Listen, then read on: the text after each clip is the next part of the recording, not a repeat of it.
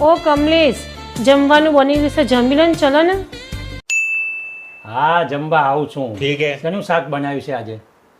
આજે મનગમતું તમારું ભીંડાનું શાક બનાવ્યું છે. મમ્મી ચલો ને જમી લો ને.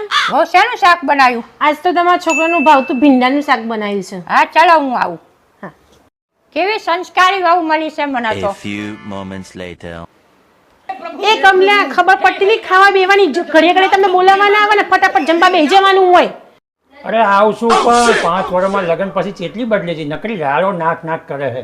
હેડો ને ખાઈ લઈએ. આ ડોહલી ઊભી થતી નહીં, ચાની સોફામાં બેઠી છે, ખબર ના પડે, ફટાફટ ઊભી ધીમે ધીમે હેડીને આવશે. આવશું હો બેટા.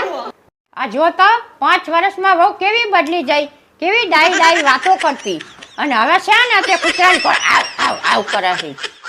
શું કહો છો? કાંઈ નહીં હો.